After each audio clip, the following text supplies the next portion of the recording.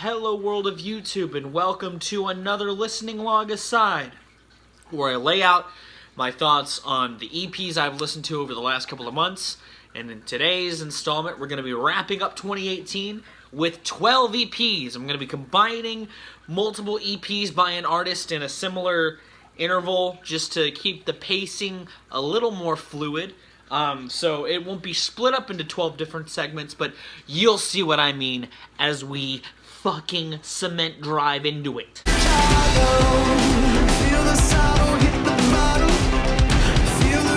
Fully Ado is probably my least favorite pre-breakup Fall Out Boy album, but I fucking miss that sound now more than ever, because Lake Effect Kid has basically that, and it's pretty good. The other two songs on it aren't that bad either. They're a lot better than anything that's on Mania, and it makes me wonder what the fuck is going through these guys' heads. It even feels more indebted to their hometown. Like, this just feels like a more thought-out project than Mania did. This is solid. I would listen to a Fall Out Boy album with this on it, and I'm just sick of where they are now. Hopefully, like the Pax Am Days EP, this means they're going to start doing other shit, but that's probably not going to happen. I give this thing like a 6 out of 10, because it's a lot better than anything I've heard from them in a long time. Good for you, what was it bad before? And I may never trust it all, no way, no way. The next two EPs I actually did check out in tandem with each other, because I had meant to listen to Purple Heart, but then her newest EP, Transgender Legend Volume 1, also dropped, so I figured I would just marathon Nat.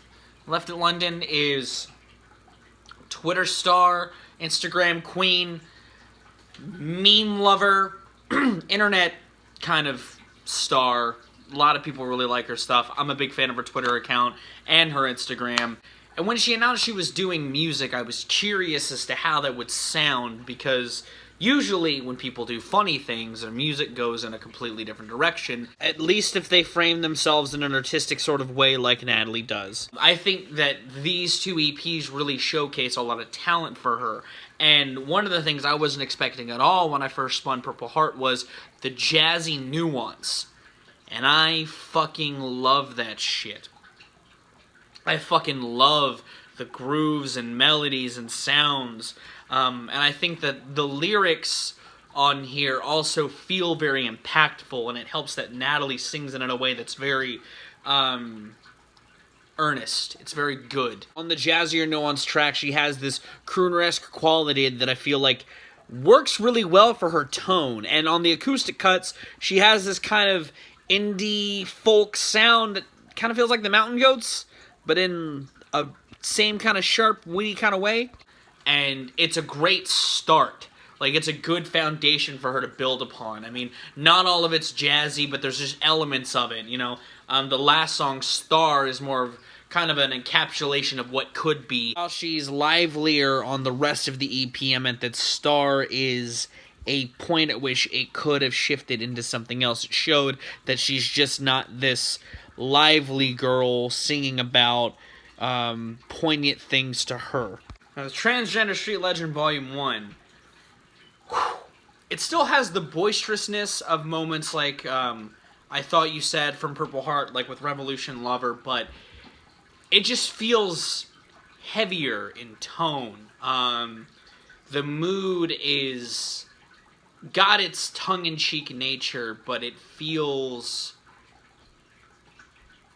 not afraid to get a little more in-depth, you know. I love the dichotomy from, like, I Split My Ribs Open, which is a great Open Mike Eagle feature, to I Don't Trust You Anymore, which is a little more vibrant and up and lively, while still retaining the tone that the EP sets. I think it's got stronger writing. Again, not to discredit the stuff on Purple Heart, but the writing on here just feels tighter. It feels more fleshed out, and it feels like a better proof of concept for a full-fledged project. I would hope she doesn't drop the jazzy nuance from Purple Heart, because again, I'm a sucker for that shit. I really am. But I feel like this could lead into something a little more, and not just because it has the Volume 1, because the writing feels a little more tonally consistent. It feels a little more like a proof of concept, like a lot of good EPs are, and I love this thing, and I think it closes out beautifully with Waiting on a Ghost. I love the way that song is written. I love the way that that Nat is on it, and I love this thing. I think that it's beautiful, and it's a much better proof of concept for a full-fledged release, which I would hope Natalie brings sooner rather than later. But obviously, she's an independent artist, just like me. I understand. The hustle is hard. It really is. Good. I give Purple Heart a 7 out of 10, and I give Transgender Street Legend an 8 out of 10. Again, one of the best EPs I've heard all year, and a strong release. And check it out. Listen to it. I know she's trying to get more surgeries to help with her transition, and any listens purchases help with that. So you're helping a great artist become more in tune with themselves, and it's a very important thing. If you a citizen, it's automatic qualified. His mama keep the boy picture in wallet size. After checking out his appearance on Transgender Street Lover, I listened to Open Mike Eagle's EP, What Happens When I Try to Relax, and fuck. Again, really, really impactful lyrics. That socio-political touch that Open Mike Eagle does really well is still present here, talking about protests, talking about life, talking about the political landscape.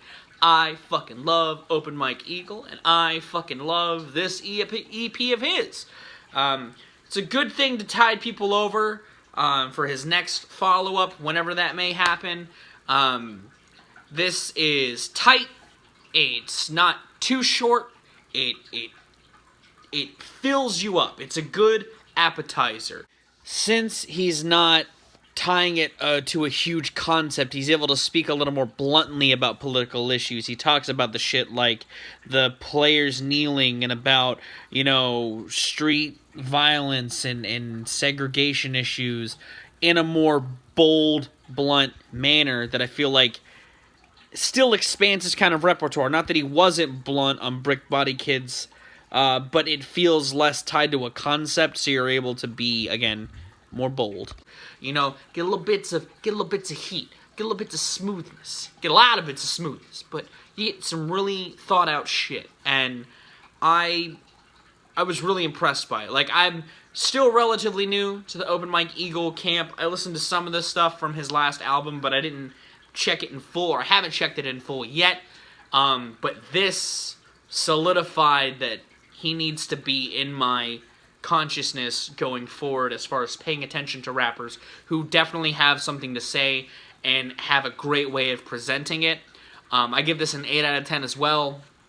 Another really fucking great EP that dropped this year. It's, again, another little slice of something that could sprout out into something more further on down the line. I know he did a big concept on his last album, and this proves that he can still come with another fresh concept if he wanted to.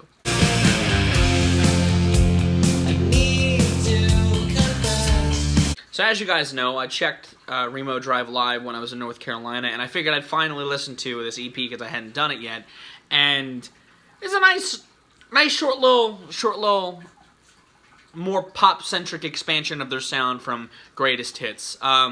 I want more. I like how catchy this thing is, and I like how it sounds.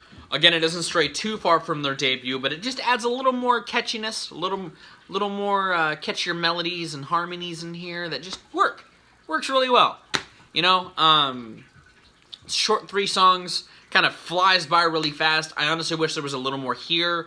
I'd like to see more songs like this, or at least an expansion on it a little more. I'd like to see where they could take it. Again, good proof of concept, but I do want a lot more from it. I give this one like a 6 out of 10. Really good stuff. I liked Greatest Hits a lot. We checked it out before we went live. We went and saw them live, and this makes me excited to hear where they might take their sound next. In the game and be a star. I deal them in and they complain about the cards. Fuck anybody who ain't about the nah. I got some fine young women with pretty face. They trying to give me chase. They don't know what. So I didn't check these two out back to back because the other one hadn't dropped yet, but Ubiquitous is doing this sort of thing that another rapper that I'll be talking about in this video is doing, and that's kind of releasing these batches of songs in these EP collections. And he's doing his under the title of Under the Bad Influence. He's done 1 and 2. I don't know if he's gonna do more, but I like these things. I like the idea of this as well. I think that it's a nice way to keep people thinking about you without putting out, again, a big, ambitious, conceptual, full-length project. It's a nice way to put out scraps to keep people hungry for more. But I will say, while I like the tracks on Under the Bad Influence 1 a lot, I didn't like the ones on 2 as much.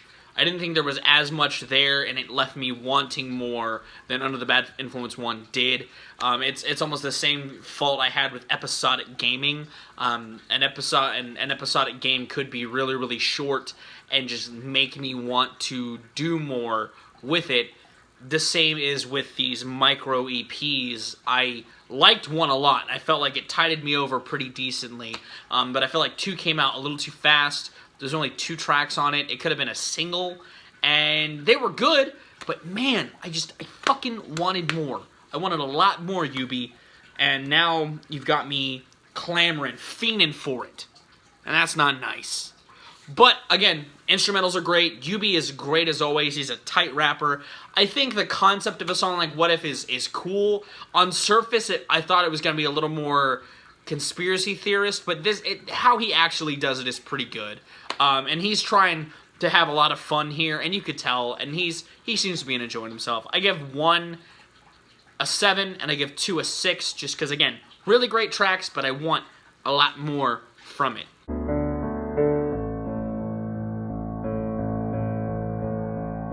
I haven't watched this film yet, but I can't help it. Trent Reznor's associated with it, and I really wanted to check it out.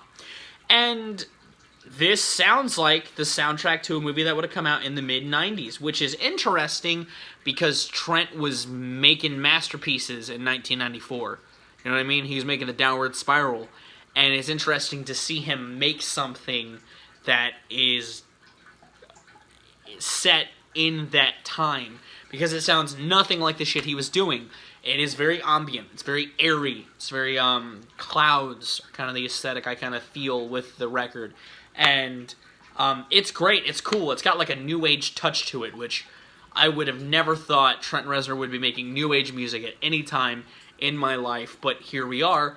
And it's nice. It's only 4 songs, and I think that these are kind of the supplement to the 90s soundtrack that the album apparently took. But I like this. I like this kind of ambient music. I like this kind of chill aesthetic. I give it like an 8 out of 10. Nothing super special as far as like nothing mind-blowing or game-changing, I should say. It's really good. If you like chill ambient music and you like Trent Reznor and you want to hear him do new age, he does it pretty well, in my opinion. Crease, keep it popping like some grease. Going broken for the week. Phone ringing on the hill. Nah, hit the hater with the. So Big KRIT is the other rapper that did this kind of pockets of music released. However, I only listened to Thrice. I didn't listen to the other 2. But Thrice is really good. I loved his album that dropped last year, and I think it's smart for him to not make another big mixtape or another big project in a consecutive year. I think it's smart to do these little EPs of just southern flavor. And Thrice is dope. I think that his flow is impeccable. I think that the vibe he's setting is really chill. He's not trying to do anything super deep. He's just kind of having fun. You know, he's getting a little big, getting a little ambitious, but he's not, as far as his scope, but he's not utilizing that in any mind-blowing way. It's just a really tight package of 3 songs. It does make me want more, but I never capitalized on that and listened to the other two EPs. I hope they're as good as this. I give this one a 7 out of 10. Again, just really dope shit, really good flavor. If you like Big K.R.I.T. and you wanted a little more of that, throw this on in the background. It's got some tight shit on it, man. In the city of, I got my start in the weight game. Upgraded the pill. See, I'm all in, tall, thin, wall-eyed. See it coming, don't speak, it's no. So I recently saw the film Blindspotting, and I think that it's fucking amazing, and I love how they did their soundtracks by splitting them into 2 different EPs from the perspective of both main characters, Miles and Collin. And I fucking love these things. I think that it's a really cool way to present a soundtrack. Now, out of the 2, I prefer the Collin one, but that's because I like Collin's character a little more, and I related to him a little more. Not that the Miles EP is without its dope tracks. Pun kind of intended, because the song Dope is my favorite on it, and one of the things I really like is that they have 2 different flavors of hip-hop that would kind of come out of the West Coast.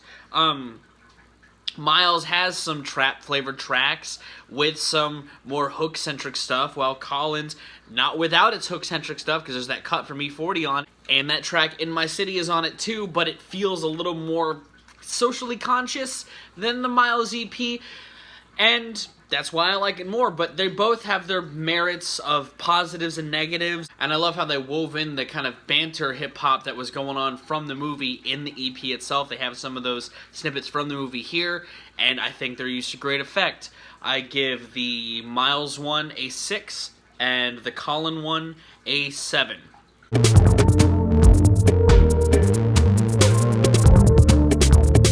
I closed out the year with the new FXTwin EP, Collapse.